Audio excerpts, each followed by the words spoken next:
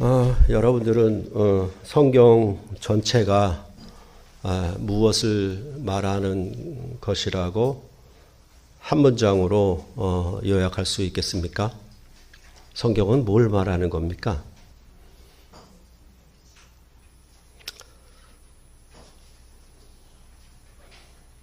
거룩한 하나님의 말씀. 우리 교회 단톡방에 제가 그 유튜브 영상을 올렸는지 모르겠는데 이전에 서울신학대학교인가 거기서 아마 신약학자로서 한 30년을 신약성경을 가르친 여자 교수님이 계셨던가 봅니다. 그래서 저도 유튜브를 통해서 이제 알게 됐는데 그분이 성경을 이렇게 얘기했습니다. 너는 밥 먹었니? 성경이 무슨 얘기냐? 너는 밥 먹었니? 저는 깜짝 놀랐어요. 이런 것을 저희가 아닌 신약성경학자가 얘기할 수 있는가? 참 성경을 제대로 본 분이시구나라는 것을 아주 깊이 느껴서 아마 여러분 앞에 올려드렸을 겁니다. 성경은 밥 먹었니? 이 얘기입니다. 처음 들어보시죠? 그죠? 성경은 밥 먹었니? 이런 얘기입니다.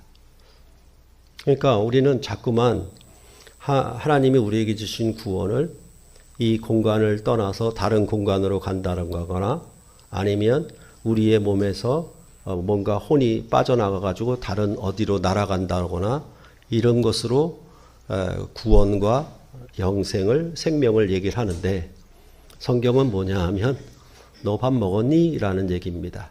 다시 말해서 이 먹음, 일상의 먹음에 대해서 그 생명과 구원을 말하는 것이 성경 전체의 내용과 같다라는 것입니다.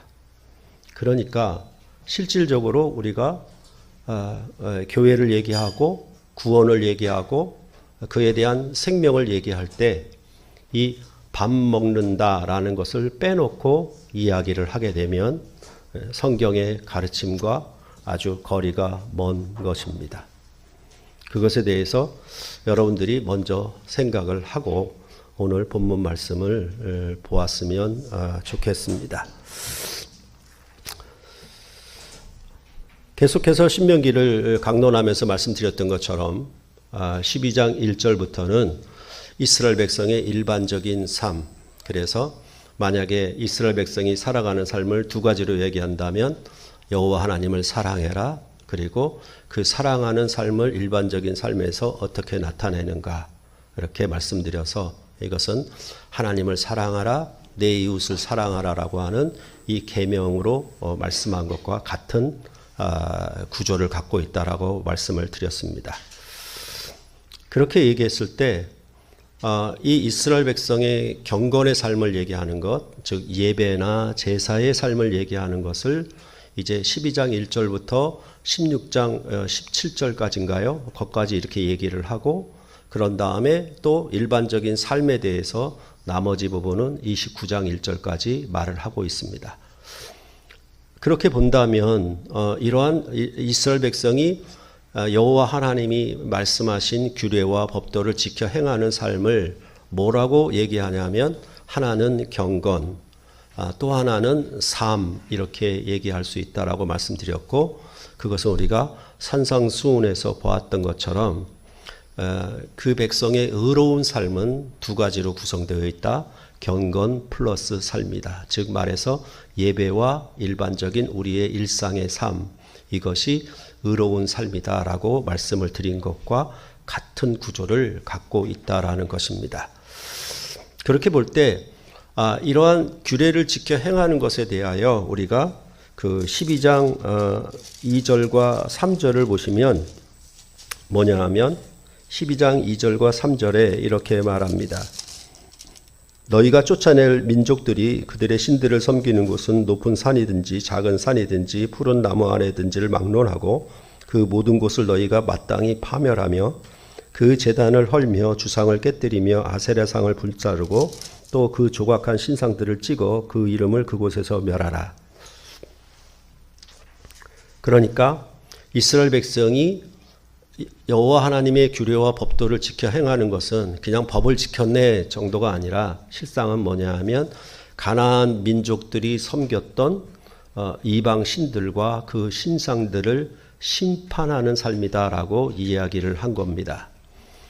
그러니까 그것들을 전부 이스라엘 백성들이 쫓아낼 것이고 그 다음에 그들이 섬겼던 산당들과 신상들을 전부 파멸시키면 그러면 이스라엘 백성은 그 땅에 들어가서 무엇을 하느냐? 그것은 바로 여호와 하나님을 경배하는 예배하는 삶을 살라라고 이렇게 얘기를 하고 있고 그렇게 얘기하는 것은 실질적으로 이스라엘 백성이 우리는 애굽에서 종살이를 하였는데 하나님이 우리를 구원하셔서 가나안 땅에 들여보내셨어라고 하는 그 일반적인 구원의 얘기보다는 이 애굽에서 출애굽해서 가나안 땅에 들어가게 하신 것이 무엇 때문이냐라고 한다고 하면 그것은 창세기 15장에 이스라엘의 조상이신 아브라함에게 쪼갠 고기 사이로 지나가면서 약속하신 것, 즉 아모리 족속의 죄악을 심판하기 위해서 너희가 애굽에서 4대 만에 돌아오리라고 했던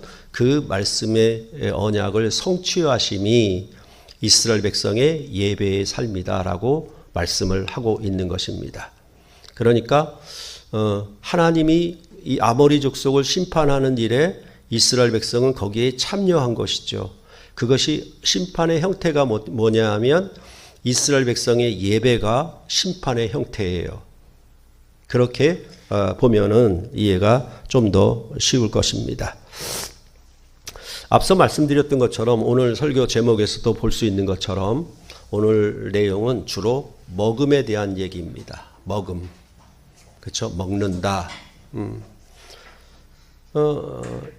사실은 성경 전체가 아까 말씀드렸던 것처럼 밥 먹었냐 이런 얘기인데도 불구하고 이 먹음이 굉장히 약화되고 아니면 천시되는 그런 교회의 가르침이 횡행하게 되었습니다.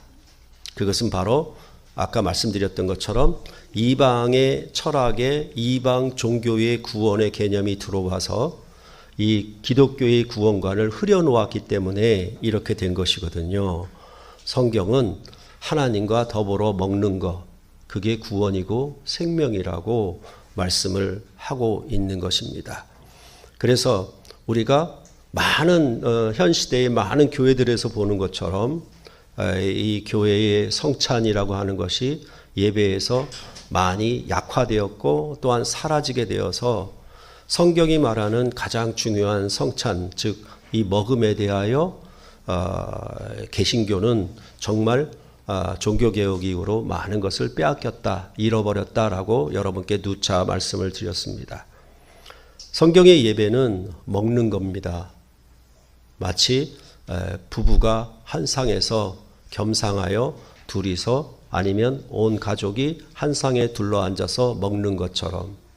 그런데 우리는 항상 뭐냐면 이 지구상에 사는 모든 것들은 더럽고 추하고 죄에 속한 것이고 이 지구를 벗어나 어떤 다른 천국으로 가면 거룩하고 아름답고 깨끗하고 이런 개념이 되어 있어서 우리는 이 먹음에 대해서 굉장히 천하게 여기고 마치 영주주의가 갖는 신앙처럼 고상한 지식, 아주 철학적인 높은 지식을 소유하면 그것이 자기의 구원이 되는 것이고 그리고 금욕주의를 통해 가지고 먹지 않는 것들을 계속 금식하게 되면 그건 고상한 지식을 얻는 것이라는 일반적인 종교관과 또한 철학적 지식이 교회 안에 들어와서 이 먹음이라는 주제에 대하여 성경이 처음부터 끝에까지 이 먹음이라는 주제에 대하여 여러분들이 창세기를 보아도 그렇고 요한계시록을 보아도 먹음으로 시작해서 먹음으로 끝난다는 것을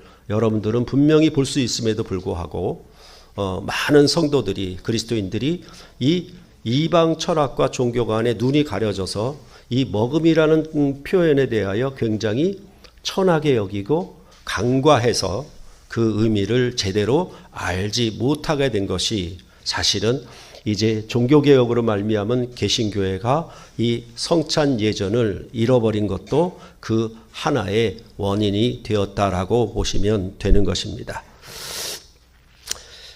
그러니까 우리가 아는 것은 여러분들이 고상하고 뭐 혼령이 어디로 빠져나가고 저 좋은 공간에 가는 것의 구원은, 생명은 여러분들이 경험한 적이 없습니다. 먹지 않으면 죽는 거고 먹음이 곧 생명입니다. 성경은 어디까지나 항상 먹음과 먹음으로 성경 전체가 도배되어 있지, 이 먹음에 대해서 알지 못하면 성경의 구원에 대해서 알지 못한다라고 얘기해도 하등 큰 어려움은 없을 것입니다. 그만큼 이 먹음에 대해서 우리가 매우 중시를 해야 됩니다. 그러니까 우리가 이 성찬식을 해놓으니까 뭐냐 하면 요만한 떡 조가리 하나랑 그 다음에 조그만 포도주 하나를 먹고 마신다라고 생각을 하는데, 이것은, 이 먹음이라고 하는 것은 항상 상에서 상대방과 함께 더불어 먹고 마시는 교제, 서로 사귐을 뜻하는 거예요.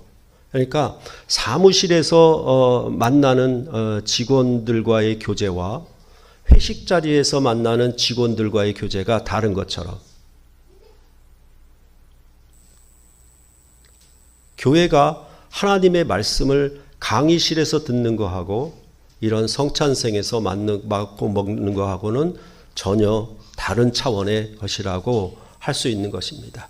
그런데 이것조차도 뭐냐 하면 기념으로 바꿔놓았고 상징으로 바꿔놓아가지고, 이 먹음은 그냥 먹으면 별 볼 일 없는 것이고 그냥 저 먼 공간에 아니면 내 혼이 빠져나가서 어디 좋은 곳에 가는 그런 식에 대한 기념과 상징으로만 이것을 이해했기 때문에 우리는 이 성찬상에 앉는 것을 별로 중요하게 여기질 않습니다.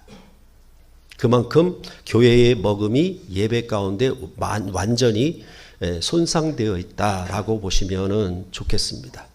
그러니까 이것을 먹는 것도 아무런 개념 없이 먹는 거예요. 그냥 떡조가리 배고파서 먹는 것처럼 막 허겁지겁 먹고 그렇게 되는 거예요. 왕의 앞에서, 우리를 구원하신 왕 앞에서 식사한다는 개념을 갖고 있지를 못해요. 그게 왕을 만나고 왕과 교제하는 식탁인데 그거에 대한 개념이 없는 겁니다.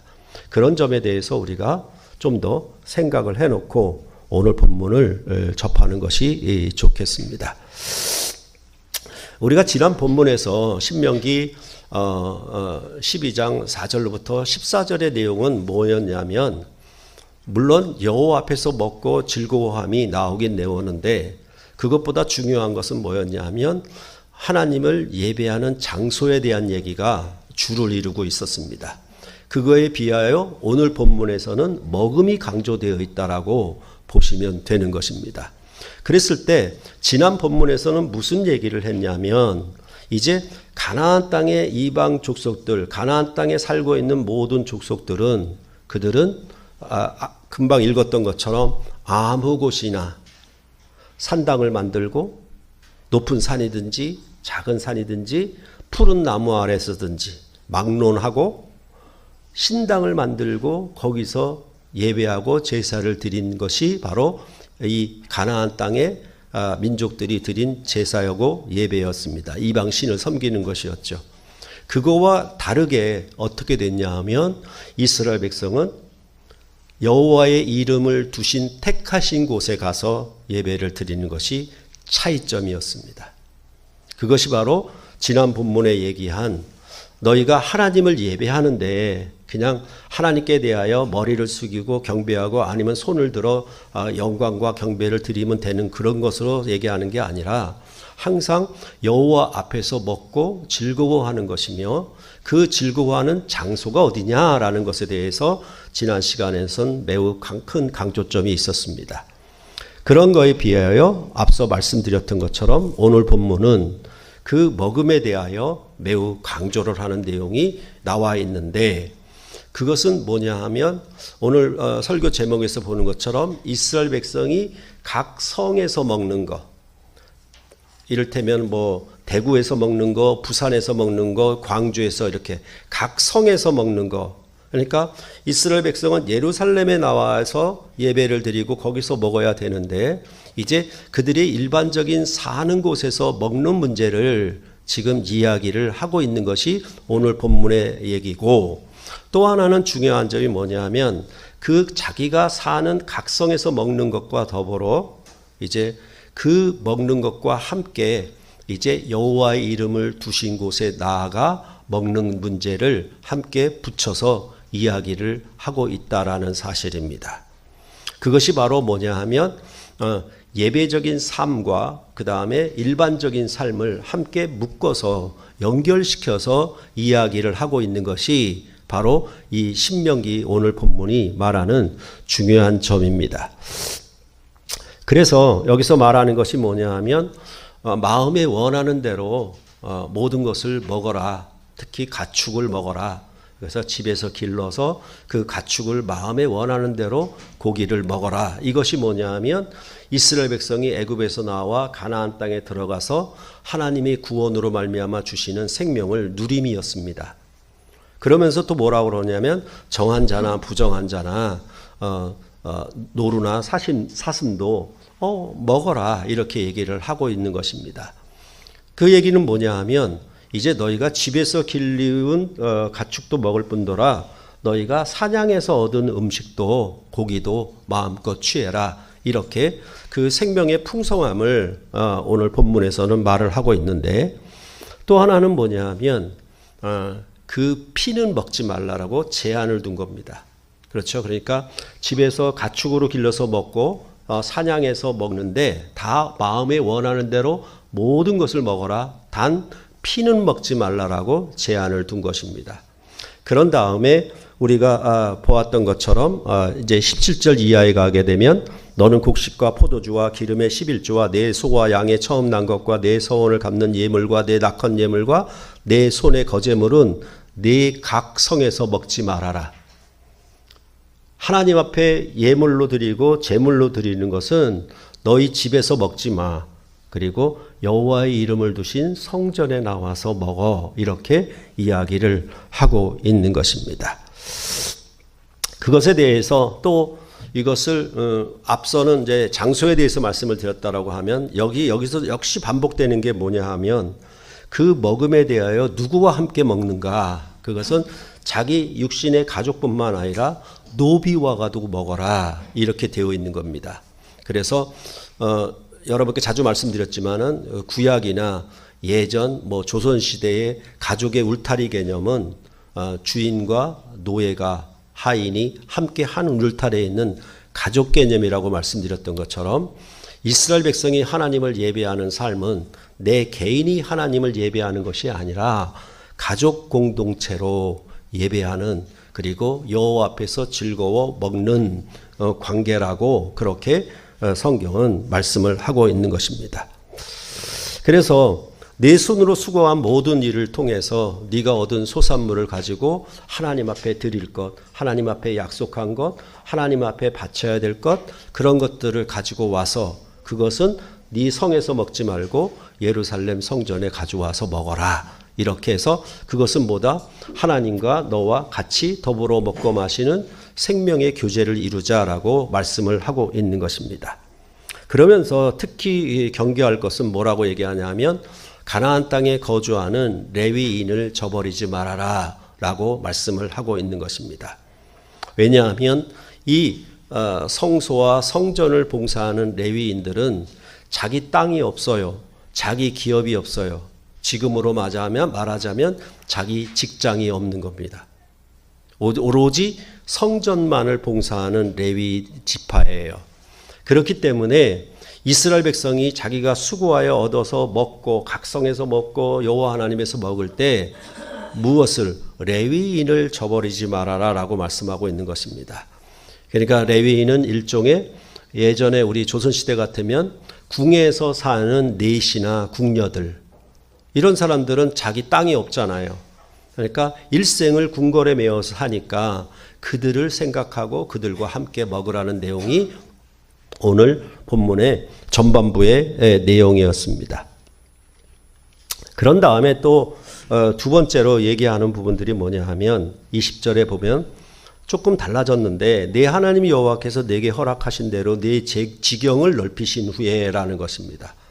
그러니까 이제 처음 들어가서 땅을 점령해 들어가는 거니까 땅이 점점 넓어지겠죠. 넓어지니까 그렇게 되면 결국은 뭐냐 하면 여호와의 이름을 택하신 곳, 예를 들어서 예루살렘이 일정한 장소라고 하면, 그렇죠? 그러니까 이게 서울 같으면 서울이 있고 그 주변에 경기도가 있는데 경기도를 통해서 충청도, 전라도, 경상도로 가면 지경이 확장되는 거죠. 그러면 서울로부터 더 멀어지는 거 아닙니까? 그럴 경우에 대해서 두 번째로 같은 얘기를 하고 있는 것이 20절 이하의 내용인 것입니다. 그럴 경우 이제 이스라엘 백성이 먹어야 되는 것은 또 똑같이 말을 합니다. 뭐냐 하면 네 마음에 원하는 대로 가축을 소와 양을 먹으라. 그리고 정한 자든지 부정한 자든지 노루나 사슴도 너희가 마음껏 먹어라. 이렇게 얘기를 하는데 그 피를 먹지 않은 것에 대해서는 더욱 강조하는 것이 이 두 번째 후반부의 내용이 오늘 설교 본문에서 내용을 얘기를 하고 있는 것입니다. 그리고 그 피를 먹지 마라 하는 이유에 대해서 23절에 말을 해주고 있습니다. 피는 생명인즉 내가 그 생명을 고기와 함께 먹지 못하리라. 이렇게 말씀을 하고 있고 다시 25절에도 너는 피를 먹지 말라라고 다시 한번 재차 반복하면서 강조를 하고 있는 것입니다. 그래서 너희가 이렇게 먹음, 그러니까 각 성에서 먹고 여호와의 이름을 두신 곳에서 먹고 그 다음에 단 피를 먹지 않는 이런 것을 너희가 이 의를 행하면 하나님이 너희 후손들에게 복을 주실 것이다 라고 말씀을 하였던 것입니다. 이렇게 하나님은 이제 각 성에서 언제나 마음에 원하는 대로 먹을 수 있도록 여호와 하나님의 풍성한 생명을 이스라엘 백성이 얻었고 누리도록 하였던 것입니다. 그렇지만 여호와 하나님께 제물로 드리는 성물과 서원물들은 여호와 하나님 앞에 택하신 곳으로 나아가서 거기서 먹어야 되고 거기서 이스라엘 백성 가족과 노비와 또한 레위인과 함께 먹어야 된다라고 말씀하고 있습니다. 그런데 그 번제를 드릴 때, 제사를 드릴 때에는 고기와 피를 하나님 앞에 드리는데 피는 제단의 뿔입니다. 그리고 고기는 되물려서 먹습니다. 그러니까 이런 개념이 뭐냐 하면 그 이스라엘 백성의 구원의 개념은 하나님과 백성이 겸상을 하는 게 구원이에요. 하나님의 얼굴을 보고 하나님 앞에서 더불어 같이 먹는 것이 성경이 말하는 구약의 구원이었습니다. 이 먹음을 벗어나서는 성경은 구원을 얘기를 하지 않습니다. 그런 부분들을 우리가 늘 생각을 해야 되겠죠. 그러니까 지금도 그런 개념이 있잖아요. 대통령이 누구를 불러서 독대했는가, 그리고 대통령이 누구와 함께 식사했는가, 계속 그 얘기를 하잖아요. 그런 것이 바로 성경이 말하는 구원의 개념입니다. 그래서 이 자리에 앉아 있는 것은 제가 여기 있다고 해서 제가 왕이 아니고 저는 말씀을 전하는 대변인이고 이 자리에 이곳에 누가 하나님이 왕으로 계시다고 이 상을 두고 여러분들은 함께 앉아 있는 거예요. 이게 예배의 가장 중요한 형식이고 예배 예전이라고 계속해서 말씀을 드리는 것입니다. 그렇기 때문에 예배한다라고 하는 것은 목사가 얼마나 설교를 잘했고 목사의 말씀이 설교가 얼마나 감동적이고 은혜가 넘쳤는가? 그게 아니고 지난 시간에 말씀을 드렸던 것처럼 먹으러 모이는 겁니다. 예배는 먹으러 모이는 거예요. 바로 이 성찬상에서 주님의 살과 피를 먹고 마시는 그것이 예배의 핵심이고 가장 큰 중심이라고 우리가 이해를 해야 되는데 그게 참으로 어렵게 되었고 아주 혼미하게 된 것이 현상이 아닌가 그렇게 안타깝게 생각을 하는 것입니다. 그런 다음에 이제 28절에 결론적으로 말하죠. 내가 네게 명령하는 이 모든 말을 너는 듣고 지키라. 내 하나님 여호와의 목전에 선과 의를 행하면 너와 내 후손에게 영구히 복이 있으리라 라고 말씀을 하고 있는 것입니다. 그러면 이 모든 것을 듣고 지키는 게 뭐냐라고 얘기했을 때 그것은 가장 가깝게는 뭐냐 하면 먹는 것을 잘 지켜라.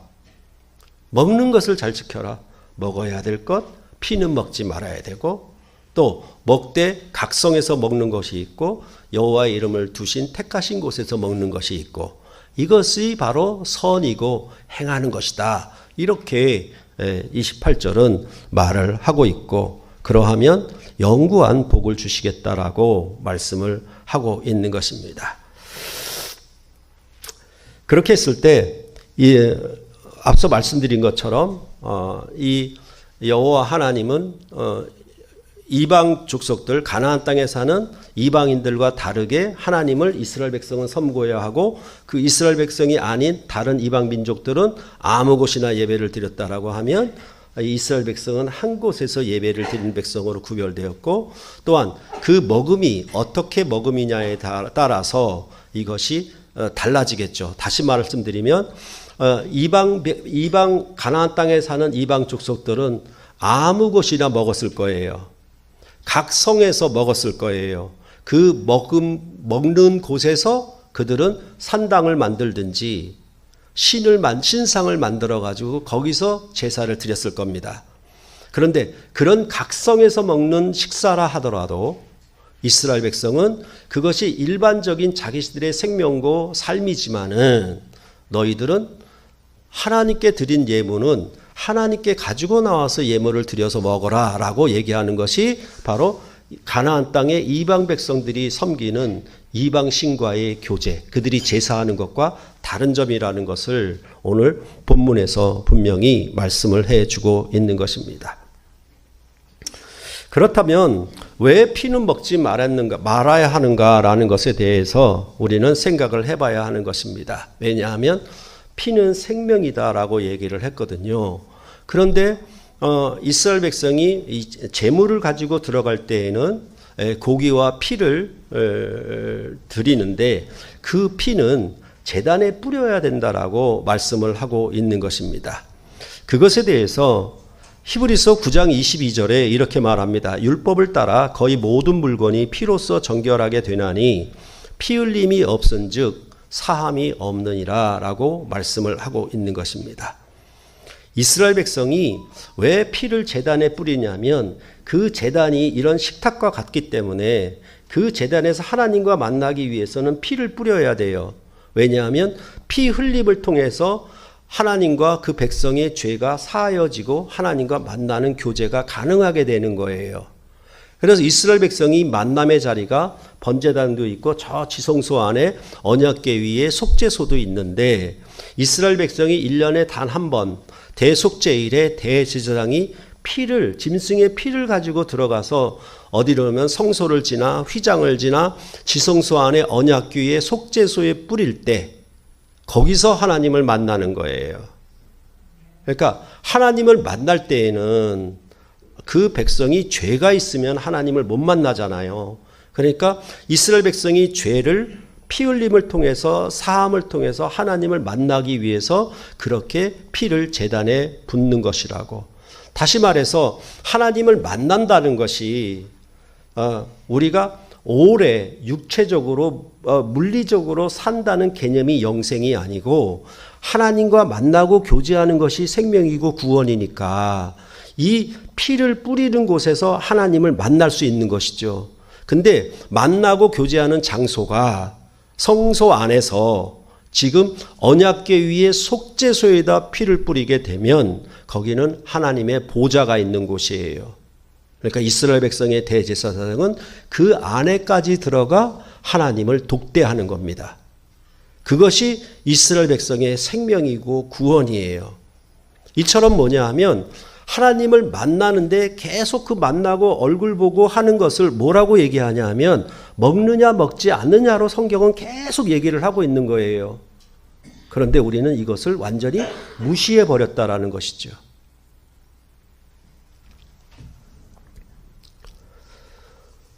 결국은 뭐냐 하면 이렇게 피 흘림이 없은즉 죄사함이 없다라는 얘기는 피 흘림을 통해서 피가 생명이기 때문에 그 피가 뿌려진 곳에서 하나님을 만날 수 있기 때문에 생명이에요. 그런데 일상의 삶들은 피를 먹지 말라고 제한을 둔 겁니다.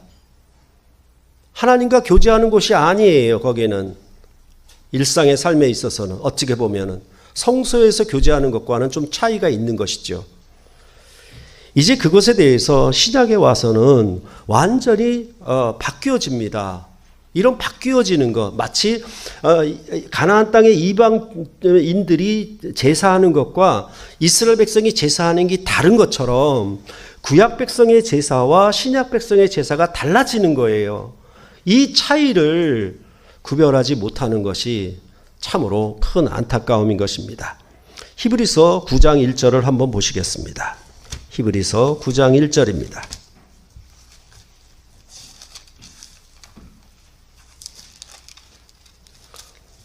히브리서는 계속 열어놓기 바랍니다. 9장 1절에 첫 언약에도 섬기는 예법과 세상에 속한 성소가 있더라 라고 말씀을 하고 있는 것입니다. 히브리서의 신약 성경의 저자는 뭐라고 얘기하냐면 신명기에 그것은 첫 언약에 속한 것이고 섬기는 예법, 그렇죠? 예배하는 것이죠. 세상에 속한 성소가 있다라고 얘기를 한 바입니다. 여호와의 이름을 택하신 곳을 이제 뭐라고 얘기하냐면 히브리서 저자는 그건 세상에 속한 성소야 라고 그렇게 재해석을 해버리는 겁니다. 그러니까 신명기만으로는 우리 신약 백성 교회의 구원의 삶에 대해서 잘 알지를 못해요. 히브리서 9장 10절을 한번 보시겠습니다. 히브리서 9장 10절. 이런 것은 먹고 마시는 것과 여러 가지 씻는 것과 함께 육체의 예법일 뿐이며 개혁할 때까지 맡겨둔 것이니라. 구약의 율법으로 드리는 제사는 이제 한시적인 것이고 임시적인 것이어서 그것은 영원한 생명도 되지 않을 뿐더러 개혁할 때까지 잠시 맡겨놓은 것이라고 그렇게 말씀을 하고 있는 것입니다. 그렇게 볼 때 이제 8장 13절에 보면 히브리서 8장 13절을 보시면 뭐냐 하면 뭐라고 얘기했냐면 새 언약이라 말씀하셨음에 첫 것은 낡아지게 하신 것이니 낡아지고 쇠하는 것은 없어져 가는 것이라 라고 말씀을 하고 있는 것입니다. 그러니까 첫 언약으로 드리는 모든 제도와 예법과 성소는 낡아져 사라지는 것이다. 왜? 이제 새 언약으로 드리는 새로운 예법과 새로운 성소가 있다라고 그렇게 말씀을 하는 거예요. 그래서 세상에 속한 성소 이렇게 얘기했던 것처럼 이제 그리스도 안에서 하나님을 예배하는 신약 백성의 예배는 달라졌다. 이렇게 히브리서 저자가 말을 하고 있는 것입니다. 그것은 바로 그 제물들에 대해서도 말하듯이 우리가 10장 5절로부터 6절을 함께 읽어볼까요? 10장 5절로부터 6절 10장 5절로부터 6절 같이 한번 읽어보겠습니다. 시작. 그러므로 주께서 세상에 임하실 때에 이르시되 하나님이 제사와 예물을 원하지 아니하시고 오직 나를 위하여 한 몸을 예비하셨도다. 번제와 속죄제는 기뻐하지 아니하시냐니 라고 말씀을 하고 있는 것입니다. 이제 제물도 바뀌었다. 너희가 염소와 황소와 같은 그런 것으로 제물을 드렸느냐? 그 고기를 먹었느냐?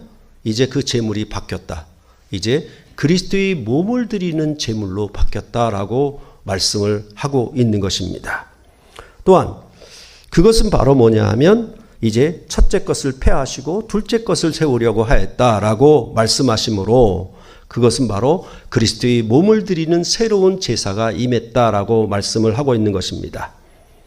그리고 구약의 염소와 송아지의 피를 제단에 부어 나아가는 그런 만남과 교제가 아니다. 히브리서 9장 12절에 보면은 이렇게 또 얘기를 하죠. 9장 12절에 염소와 송아지의 피로 하지 아니하고 오직 자기의 피로 영원한 속죄를 이루사 단번에 성소에 들어가셨느니라 라고 말씀하고 있습니다. 이스라엘 백성은 분명히 제물의 피를 뿌려서 나아가서 여호와 하나님과 그 성막에서 교제를 했는데 이제 그 피가 아니다. 그 피가 아니고 그리스도의 피로 나아가는 새로운 제사가, 새로운 피가 임했다라고 이 히브리서는 또 말을 해주고 있는 것입니다. 그러면서 덧붙이는 말이 뭐냐 하면 히브리서 9장 14절에 하물며 영원하신 성령으로 말미암아 흠없는 자기를 하나님께 드린 그리스도의 피가 어찌 너희 양심을 죽은 행실에서 깨끗하게 하고 살아계신 하나님을 섬기게 하지 못하겠느냐라고 그렇게 말을 하고 있는 것입니다. 그러니까 이제는 그리스도의 몸을 제물로 드리고요, 그리스도의 피를 뿌려서 나아가는 것입니다. 그런데 그것은 세상의 성소, 구약의 예루살렘 성전에 나아가는 것이 아니라고 말씀을 하고 있는 것입니다. 10장 24절을 한번 보시겠습니다. 10장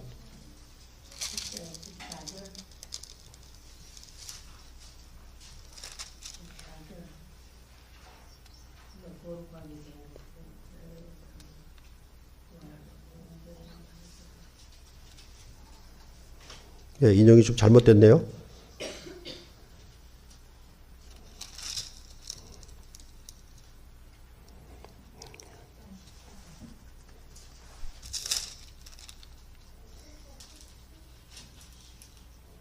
제가 이게 예배 동안에 쓰는 성경하고 내가 일반적으로 쓰는 성경이 달라져가지고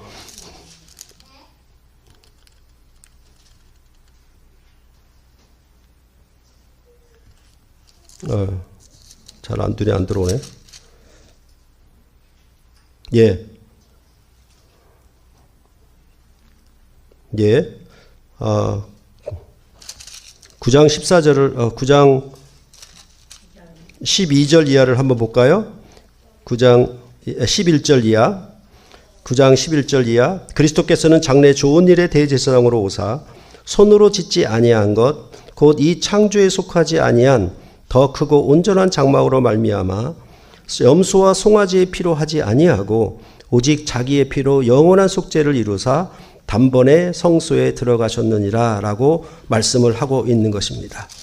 그러니까 예수님은 제물을, 자기 몸을 드렸고 그리스도의 피로 제사를 드렸는데 그것은 이스라엘 백성들처럼 여호와의 이름을 택하신 곳이 아니에요. 저 예루살렘 성전이 아니고 하늘 성소에 드렸다라고, 하늘 성소에 나아갔다라고 그렇게 말씀을 하고 있는 것입니다. 다시 말해서 이스라엘 백성은 이방인들과 같은 가나안 족속의 일부는 그거 아무 곳에나 드리지 말고 여호와의 이름을 택하신 곳에 드리라고 그랬는데 그것조차도 이제는 히브리서에서 뭐라 그러냐면 그거는 땅에 속한 성소야. 거기서 예수님은 글리 나가지 않았어. 거기서 자기 몸을 드리지도 않았고 거기에 피를 뿌리지도 않았어. 예수님은 손으로 짓지 아니한 하늘 성소에 나아가는 대제사장으로 거기에 나아가신 분이야 라고 말씀을 하고 있는 것입니다. 그러니까 이제 신약 성경의 예배를 어떻게 설명하냐면 땅에서 드리는 예배가 아니라 하늘 성소에 속한 예배를 그렇게 말을 하고 있는 것입니다. 이 히브리서는 그렇게 설명을 하고 있는 것입니다. 이것에 대해서 마가복음 14장 22절에 예수님은 제자들과 함께 최후의 만찬을 하시면서 떡을 가지고 축복하시면서 이것은 내 몸이니라 이렇게 말씀하셨어요. 자신의 살, 자신의 몸이 제물이라고 말씀을 하신 거예요. 이것을 먹으라고 그랬으니까. 그래놓고 또 뭐냐 하면 예수님은 잔을 가지사 감사기도 하시고 제자들에게 주시니까 모두 마셨습니다. 그것을 가리켜 예수님은 이것은 많은 사람을 위하여 흘리는 나의 피, 곧 언약의 피라고 말씀을 하고 있는 것입니다. 구약의 제사는 피는 먹지 말라는 것이었습니다. 그런데 신약의 예수님과 함께하는 최후의 만찬, 거기서는 예수님의 살을 먹어라, 예수님의 피를 마시라라고 말씀을 하고 있는 것입니다. 그 얘기는 뭐냐 하면 짐승의 피를 뿌려서 지성소까지 나갔던 것도 전부 뭐냐 하면 땅에 속한 생명에 불과하다. 땅의 성소에 속한 구원에 불과하다. 이제 그리스도의 피를 바르고 그리스도의 피를 흘려 죄사함을 얻게 되면 저 하늘 영광의 보좌에 나아가는 영원한 생명의 교제의 구원을 얻는다라고 말씀을 하고 있는 것입니다. 그러니까 신약 백성의 구원을 어디다 비교를 시켜야 되냐면 가나안 족속과 비교를 시켜야 되는 것이 아니라 첫 언약, 모세의 율법을 따라 드렸던 제사와 제물과 피, 그리고 성소, 그거와 다르게 이제 하늘 성소에 속한 예배를 드리는 것이라고 말씀을 하고 있는 것입니다.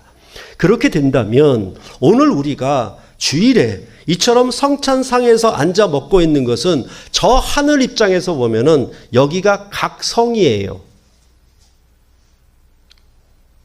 이 지구상에서 이 주일에 주의 상에서 먹는 것은 각 상에서 먹는 거예요.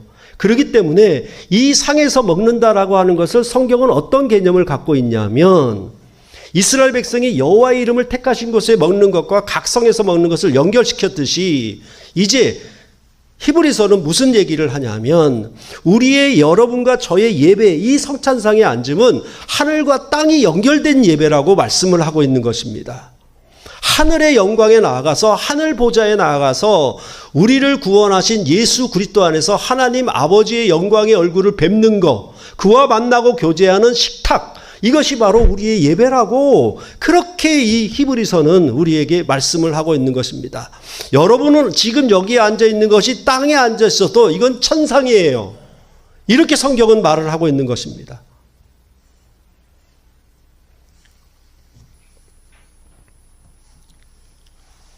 이것에 대해서 사도 바울은 고린도 교회에 이런 권면을 했습니다. 그런즉 너희가 먹든지 마시든지 무엇을 하든지 다 하나님의 영광을 위하여 하라. 무엇이겠습니까? 우리의 일상의 먹고 마심이 전부 뭐다?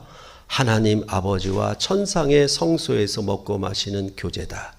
거기가 다 하나님의 영광을 위하여 먹고 마심이다 라고 말씀을 하고 있는 것입니다. 여러분의 개인의 삶이 얼마나 성공을 거두고 이 땅에서 얼마나 영광을, 어떤 명예와 자랑을 누릴지 몰라도 그것은 전부 땅에 속한 것에 불과하고 세상에 속한 성소에 불과할 것입니다.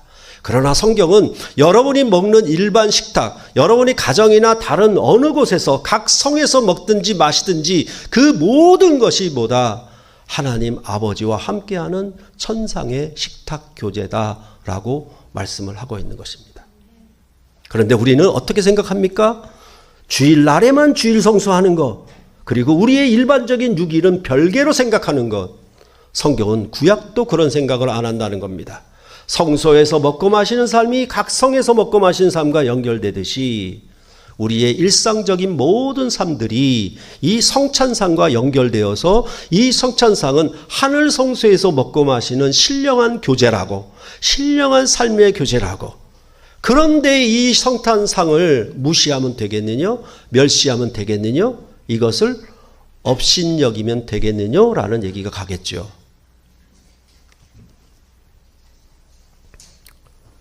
그것은 바로 예수 그리스도의 죽고 부활하신 그런 죄사함의 효과 때문에 그렇습니다. 먹을 것과 먹지 못할 것의 구분이 있었는데 이제 모든 것을 먹을 수 있게 된 것은 예수 그리스도의 죄사함의 능력 때문에 우리가 모든 것을 먹을 수 있게 된 것이죠. 개고기도요.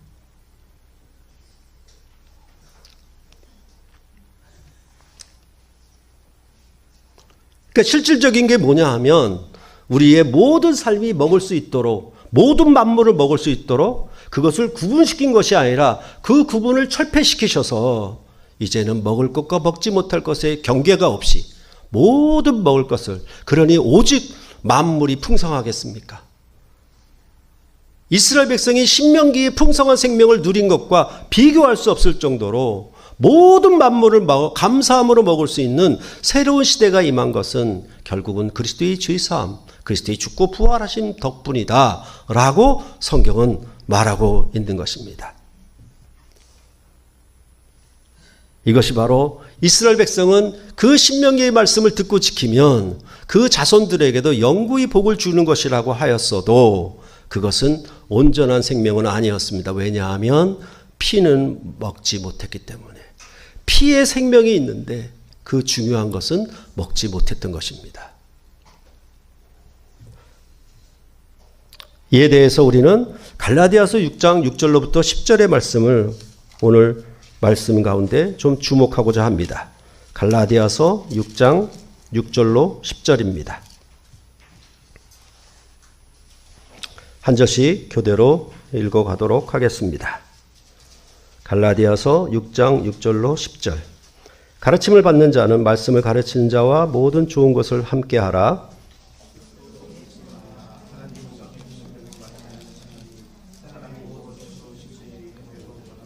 자기의 육체를 위하여 심는 자는 육체로부터 썩어질 것을 거두고 성령을 위하여 심는 자는 성령으로부터 영생을 거두리라.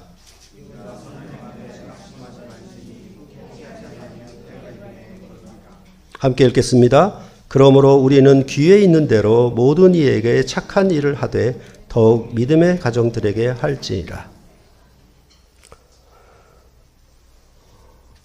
오늘 신명기의 말씀 속에 뭐가 있었냐면 너희가 여호와의 이름을 택한 곳에서 예물을 드려서 여호와의 이름 앞에 제사하고 먹고 즐거워하라. 그러면서 레위인들을 저버리지 말아라 라고 말씀을 한 것입니다. 그것과 연관된 본문이 바로 오늘 갈라디아서, 물론 다른 본문들에도 있지만 갈라디아서 본문을 예로 들어서 여러분께 말씀을 드리려고 하는 것입니다. 여기 어린 분들은 잘 모르겠지만 어르신들은 우리가 교회에서 예배할 때 꼭 뭐냐 하면 집에서 쌀을 성미라고 해서 구별해 가지고 교회에 나갈 때 이 성미를 가지고 하나님 앞에 예배에 가서 여기 연보함이 있는 것뿐만 아니라 교회 앞에 성미함이 있었어요. 그 성미함에다가 자기가 가져온 성미, 쌀을 거기다 붓는 겁니다. 그럼 그건 뭐냐? 이거는 목사님 드시라는 것입니다. 그렇게 예배를 했어요. 그게 이제 우리가 농경사회가 아니니까 이게 바뀌어버렸는데 그런 부분들을 생각하시면 바로 이 레위인을 저버리지 말라라는 것 여러분들을 잘 아실 수 있을 것입니다. 여기 콕 집어서 얘기하듯이 말씀을 가르치는 자라고 분명히 얘기를 했습니다. 그리고 가르침을 받는 자는 성도들을 가리키는 것입니다. 모든 좋은 것을 함께 하라는 말씀은 대표적으로 함께 먹으라는 얘기입니다. 여러분이 아시는 것처럼 목사는 직업이 아니에요. 여기가 직장이 아닙니다. 여긴 돈벌이 하는 곳이 아니에요. 그런데 많은 사람들은 목사를 직업으로 생각을 해요.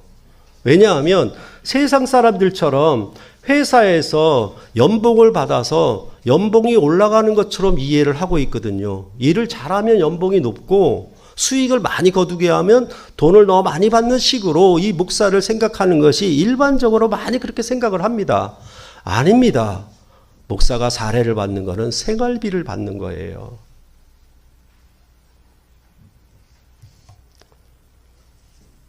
그러니까 대형교회 목사철처럼 사례비도 연봉이 몇십억 되고 거기에다가 판공비가 몇십억 되는 건 맞지가 않습니다.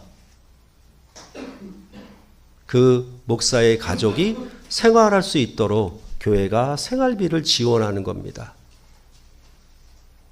많이 왜곡되어 있어요. 그것에 대해서 뭐라고 얘기하냐면 스스로 속지 말아야 합니다. 왜냐하면 하나님은 업신여김을 받지 않기 때문에 그렇습니다.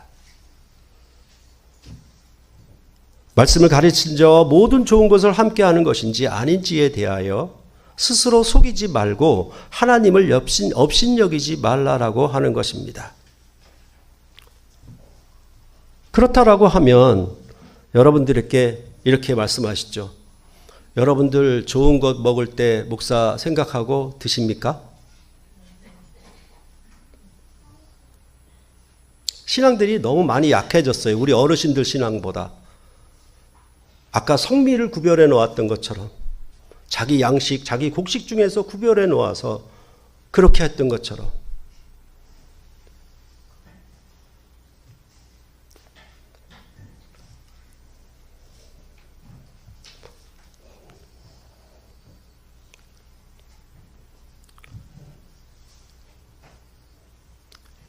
여러분들이 연봉이 오를 때 목사님 사례는 생각해 보셨습니까? 여러분들이 요즘 자주 여행 가시는데 목사 여행 생각해 보셨습니까?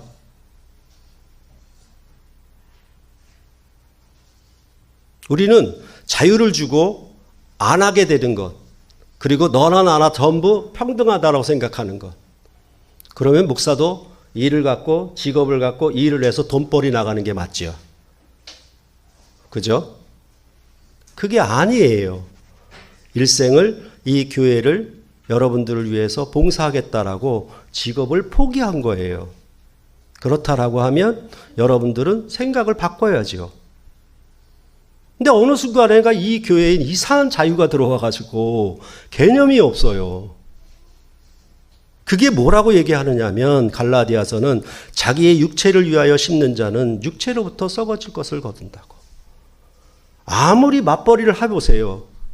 그렇죠? 그런 섬김과 그런 하나님의 교회를 향한 그런 마음이 없다라고 하면 하나님은 어떻게 해서든지 그 버는 것을 다 빼앗아 갈 것입니다. 자녀가 아프든지 병이 걸리든지 이상한 일이 생기든지 그렇게 설명을 하는 거예요, 성경은. 그게 야고보서가 하는 말입니다.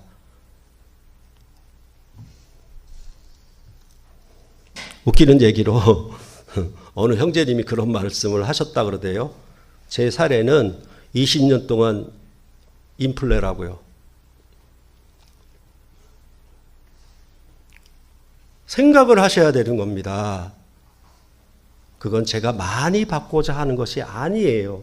여러분들께 말씀드리는 거, 이게 전부 뭐냐 하면 너와 내 후손이 복을 얻으리라고 하시는 말씀이에요. 여러분들 안 주셔도 저는 잘 살아왔잖아요. 안 주신 게 아니라 참 넉넉히 못 주셔도 저는 잘 살아왔잖아요. 그죠? 제가 살해받는 건 우리 어머님 한 분 모시는 걸로 끝납니다. 그러면 여러분들은 적어도 목사의 가정을 살펴주셔야 되는 거예요. 돌아보셔야 되는 거예요. 여러분만 먹고 마셔서는 안 되는 겁니다. 그것이 바로 하나님의 교회를 봉사하고 섬기는 이 세상 사람들과 다른 점인 것입니다. 이 세상 사람들은 자기 육체를 위하여 거두고 썩을 양식을 얻을 것입니다. 그러나 우리는 성령 안에서 영생을 거두는 열매를 얻어야 하는 것인데, 그 얘기를 뭐라고 얘기했냐면 가르침을 받는 자는 말씀을 가르치는 자와 모든 좋은 것을 함께 하라.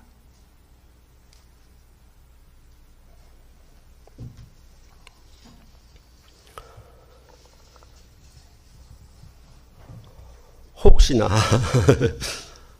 제발 월 살에 올려달라고 이런 얘기를 하는 것인가라고 전혀 생각하지 마세요. 그러지 마세요. 제발 좀. 뭐냐 하면 전부 다 여러분들의 하나님이 함께 하시는 은혜와 복을 누리게 하기 위해서 그렇습니다. 그런 부분들을 우리가 생각해야 되겠고, 이 얘기를 이렇게 오랫동안 구체적으로 노골적으로 거의 안 하다가 지금에 와서 하는 거는 뭐냐 하면 다음 사역자, 제 후임자를 여러분들이 잘 모셨으면 하는 그런 바람 때문에 이렇게 아예 노골적으로 까놓고 말씀을 드리는 것입니다. 그 점을 꼭 생각을 하셔야 됩니다.